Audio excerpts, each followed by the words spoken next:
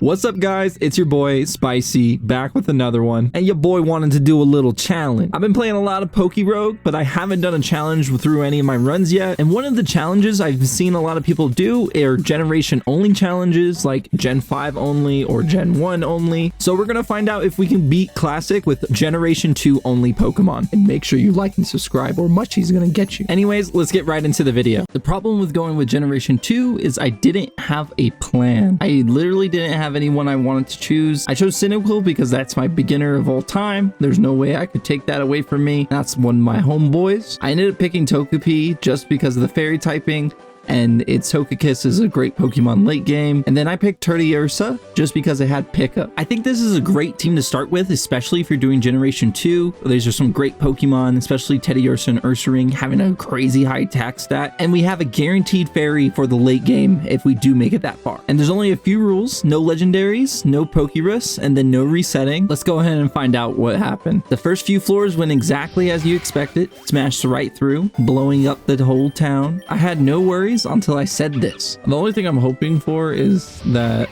the trainer doesn't have a water type. There's no way.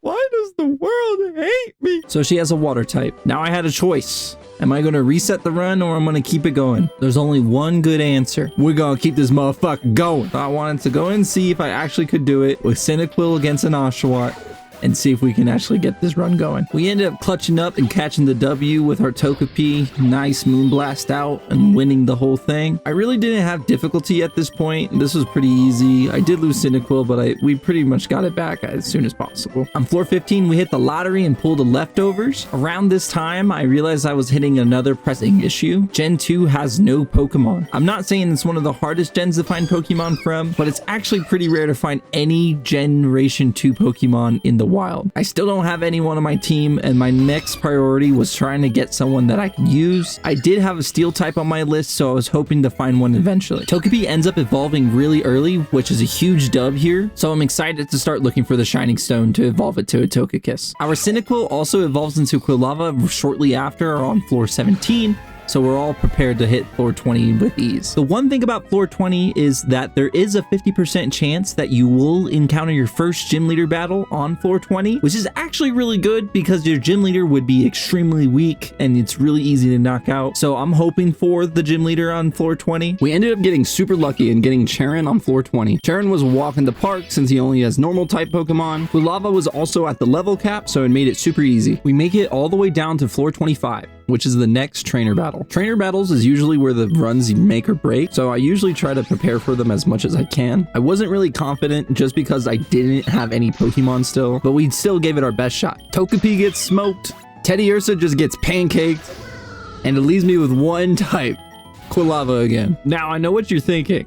The run's over. Anybody in their right mind probably would have reset it and gave up, but I didn't. I made sure I could try to push through and make it as far as possible during this run, so let's go and see what happens. So what I do is hit a little schnasty plot, take this Razor Shell, eat this Citrus Berry, and now we get to choose which move we want to do.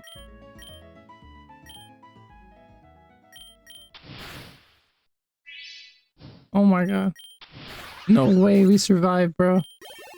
The clutches of clutches. Send boy back to AIM Labs because we won off a miss. We would have lost otherwise because I know he outsped us and we would have never been able to take a hit. We got really lucky against Hoot Hoot since we're already boosted, so we blast them away. And then Delmise is grass type, so we just blast them as well. Overall, this is one of the closest calls that we had in the run. It was nearly over and I was about to scrap the whole video idea. Generation 2 is extremely hard to play, so hopefully we can get further than this. We hit Evolution Bingo and found a Shiny Stone and finally evolved our Togetic to a Togekiss. This is a huge boost to the team and we should be able to start using Togekiss more often, and since Togetic is so frail. And now I know I desperately need another Pokemon on this team. We end up going with Forest since it has some of the most Pokemon from Generation 2 you can catch. I was also focused on trying to get a Heracross or a Scyther. There's other Pokemon there as well, like Ariados and Pineco, which are great Pokemon to have on the team since we have well, no Pokemon. We just needed to add people to the roster as soon as possible, so we went straight to the fourth. If you're still watching the video, make sure you comment free Togepi in the comments so I know that you're here. Also want to give you a quick shout out and thank you so much. Teddy Ursa started putting in that work and evolved into Ursaring. I really actually like shiny Ursaring, so I'm happy that I have this in my decks. Shortly after Ursaring, we catch an Ariados and we also catch a Pineco. I'm actually really excited to have Pineco on the team since this will be our dedicated steel type once it evolves into Fortress, but after catching both these Pokemon, Quilava decides to evolve. I actually didn't know it was going to evolve into his Hisuian Typhlosion, and I was actually taken back when I did find out. I thought this was kind of against the rules in my run, but I was already so far into the run and I didn't really mind it, and I just caught the first Pokemon to add to the team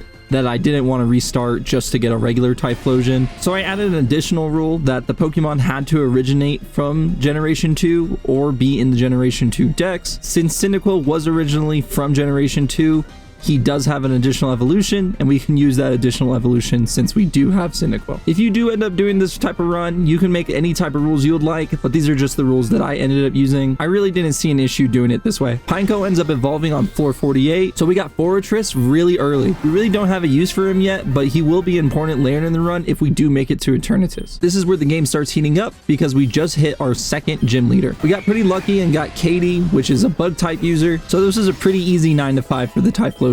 Before we could add anyone else to the roster, we do have to take on floor 55. A very iconic floor because it's the third rival battle that you'll have to take. This is well known to be the run killer. There is another floor that's also considered the run killer, but this is the first one. I mean, there's multiple floors where you'll end up losing against the trainer. I think actually every floor against the rival is a run killer. We're actually not doing too bad, so I'm probably going to let this one play out. We're winning most of our trades, so there's nothing to worry about there. Plus, we still have a full health Typhlosion. We were lucky enough to have Ursaring with Thunder Punch to cover the water type, and that's what I was expecting. But later in the run, I'm hoping to get an electric type so I can manage this. What's so funny about this part is I actually never even used Typhlosion. Togekiss and Ursaring do all the work. Talk about B team turn A team. This is exactly what I was expecting in the case that I can't use Typhlosion, especially against water types. We were also really lucky that the sun was out to weaken Samurot's water type moves. She also does have a Pupitar, which I'm actually kind of scared of later in the game, but as long as we didn't have to take on the Rayquaza now, I'm happy enough to just continue my run. With a couple love hugs later, we do take out the Pupitar. I think it takes about 3, and then we take the W against the rival for the 3rd time. This instilled a newfound confidence inside me since we fried the hell out of Ivy, so I'm ready to start blasting through the next floors to get closer to the end of the game. On floor 64, we found a new friend. Finally, another Pokemon that we can add to our party. This is Furret, our 6th party member. It's not too uncommon not to have 6 Pokemon around this time, but it was felt good to finally have a full party. Our team consists of I just left my hometown starter pack. It's not a terrible team, but as right now we have Hisuian Typhlosion, Ursaring, Togekiss, Ariados, Fortress, and Furret. We don't have a lot of coverage, and currently we have a fire and fighting weakness. I'm not too worried about it, but in the case that we do go against a fire gym leader, we should be prepared. There's also a really good chance that we get a fighting type Elite Four, but we do have Typhlosion just in case. On floor 72, I did find an Azu. We end up replacing Furret with it. The reason why is Furret really didn't have anything we needed. It knew Runaway, and then we already have a normal type stab, so I think Azu would be a great addition to the team. Floor 80 gets hype just because we hit our next gym leader. We do get Crasher Wake. He is a fairly strong gym leader, so I'm kind of worried here. I was pretty comfortable with Ursaring since it did know Thunder Punch, but sad thing is, I wasn't tracking my PP! Pause. And we also got KO'd. Now I'm just sitting back in my seat hoping for a miracle now. I really don't have a plan anymore just because Typhlosion is practically useless in this fight. Azu's too low of a level to take any hits. Fortress knows nothing. Ariados knows nothing. And Togekiss is the best bet I have. I did clutch up and hit that crazy Blizzard Read. I threw down some spikes just so I can get some passive damage going around. And then I just hoped for the best continuing through the fight. Fortress falls and I decide to go into Typhlosion here. Typhlosion knows Scorching Sand, which is super effective against Empoleon, but Homie chickens out and goes straight into Floatzel. I don't really have an option to switch out, so I decide to stay in on Floatzel. I should play the lottery after this because Infernal Parade actually burns Floatzel, so I tank this liquidation. Burn closes that one out and he goes into Gyarados. Gyarados is actually a problem because we have nothing for him, and now we have to do some switch shenanigans to make sure we're in a safe position. I switch into Togekiss because it is tanky enough to take any hit and is faster than Gyarados. I was planning on moonblasting my way out of of this, but he ends up switching back into Empoleon. I switch into Ariados to see if we can get any chip damage off. Ariados does know Swords Dance, so I Swords Dance to do an extra boosted Sucker Punch to see if how low we can get Empoleon. We get Empoleon fairly low, and we switch back into Typhlosion. Now at this point, I'm getting super nervous. I really don't think I can pull this through. All I have left is Typhlosion, Azumarill, and Togekiss. Empoleon is low enough so it's no longer a threat, so we can deal with it promptly. I still don't have an idea how we're going to deal with Gyarados, but we're hoping that we can get through this. I no longer have the option to switch, so we have to stay in on Typhlosion. Infernal Parade actually pulls through and gets us another burn. We tank the Surf, and now we have an option to switch out. I chose Azu to tank the next Surf, but we actually need him to be used as death fodder. We need to find a way to safely switch into Togekiss, so Azu is our last option. The Gyarados finally shows off that it knows Thunderbolt, so I'm about to start crying. My plan was to get into Togekiss and Moonblast the rest of the way out, and hopefully Burn can lower him enough so we can get him to kill percent. We got super lucky that Facade did nothing, and now we can clutch the rest of the match. We're gonna go ahead and Moonblast all the way to the ending and finally take our dub against Crasher Wake. Oh my god.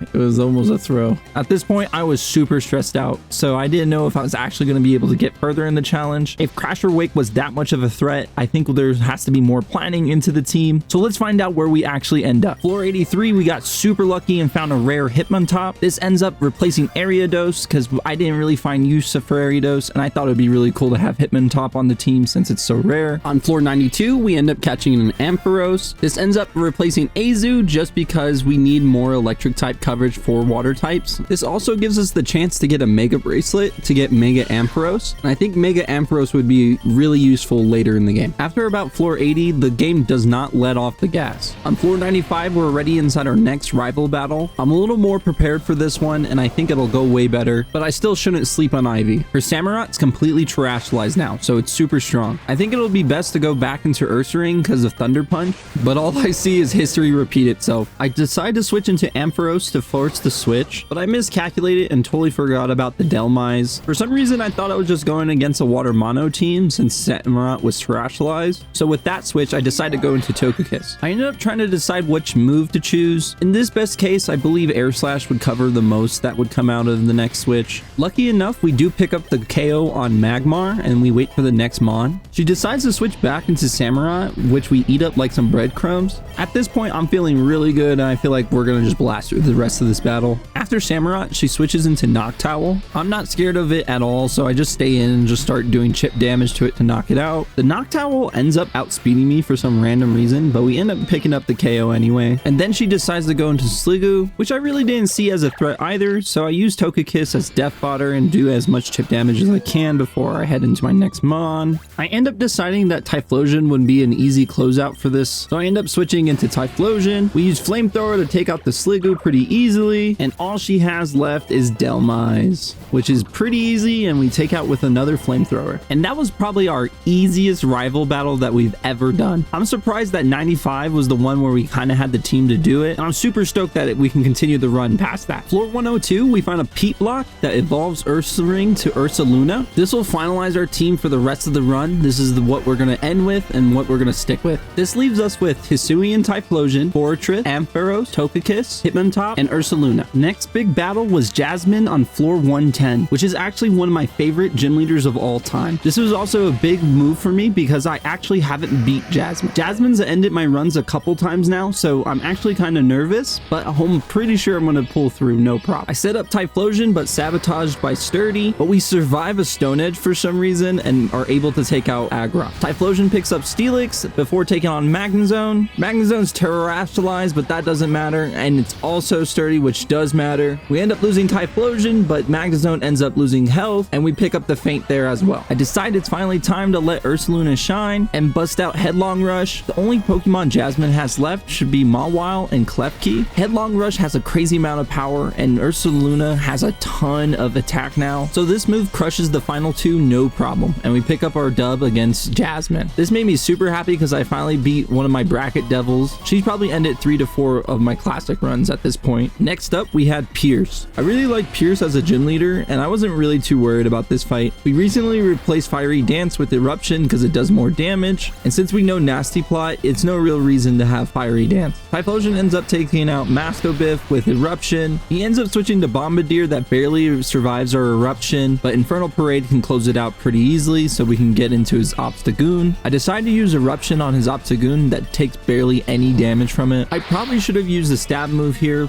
probably Eruption again or using Infernal Parade, but I thought Scorching Sands would be able to take it out. Scorching Sands wasn't enough and we end up losing Typhlosion here, and by pure luck, Obstagoon lives its burn. I decided to switch into Ursaluna because of the high attack stack, and I think Headlong Rush could just close this out. I did bulk up first because I did expect the switch out, but I did not expect him to have a Meowscarada, but I was feeling real ballsy and I think Ursaluna could take it. So Ursaluna hits a Headlong Rush and does no damage, and we get our back snapped by Flower Trick. Now the rest of the fight's pretty easy though. All we need to do is switch into Togekiss and Air Slash out. No, that's literally what we're going to do for the rest of the match. So I'm going to talk about what I had for breakfast this morning.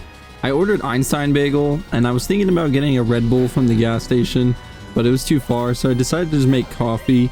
The coffee was pretty good, but I drink it too fast where I don't feel like I'm actually drinking any coffee, and I don't want to make another cup, you know? We make it all the way back to Meowscarada that we can deal with pretty easily with an Air Slash, and we can easily take our dub against Piers. Now here it is, the match, the run killer. This is probably the floor most runs end. Before they even see the top floors, before they can get the taste of victory, you have to skill check and see if you can pass this fight. This is a long one and it's a very close battle, so I won't keep you waiting, and let's get right into it. Throughout multiple points in this battle, I do make a lot of mistakes. I'm losing all my trades right now, and I still don't have a plan for the Rayquaza. If you don't know, 145 is the first time you get to fight Ivy's Rayquaza, and it's not something to sleep on at all.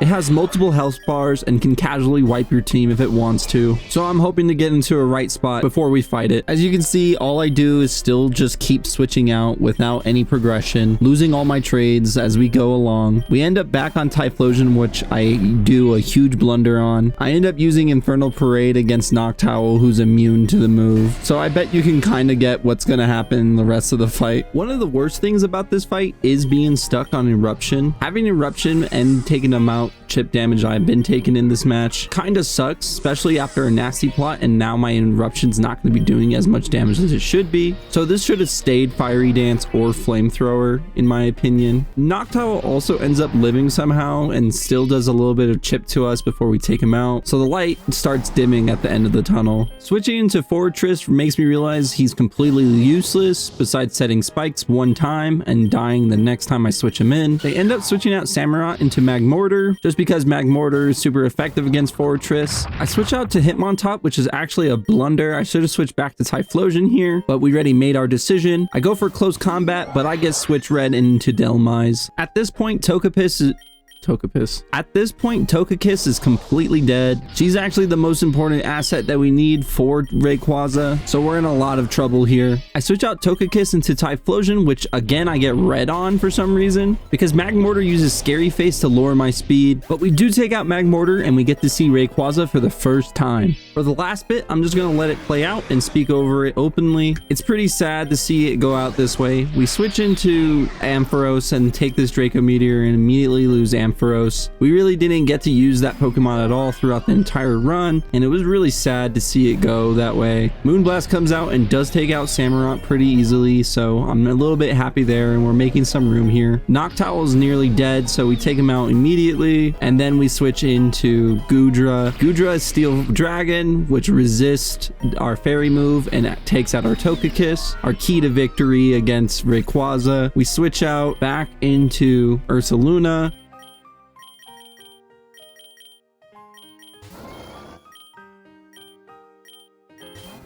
He switches into Delmise, and then we Thunder Punch it out again. Delmise is now gone, so we are even in Pokemon, or a little bit up, but we are super low. That is still 3 bars on Rayquaza, which is extremely difficult to get down. We only have Fortress, who is still completely useless in this fight. We have Payback, Gyro Ball. Gyro Ball is probably the best option because we are significantly slower than Rayquaza. At this point, Rayquaza has used Draco Meteor all the time.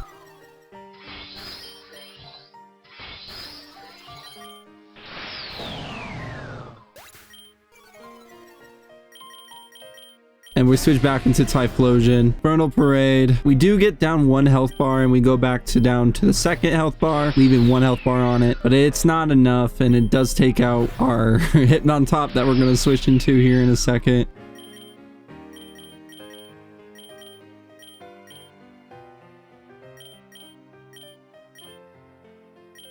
So yeah, like I know the end's near. We get taken out. Oh, well, we survive it, but he's just gonna keep Draco Meteoring. We're smut. Oh, Hurricane. Hurricane. Didn't miss. 100% accuracy. You already know. And Typhlosion gets shut out by Draco Meteor.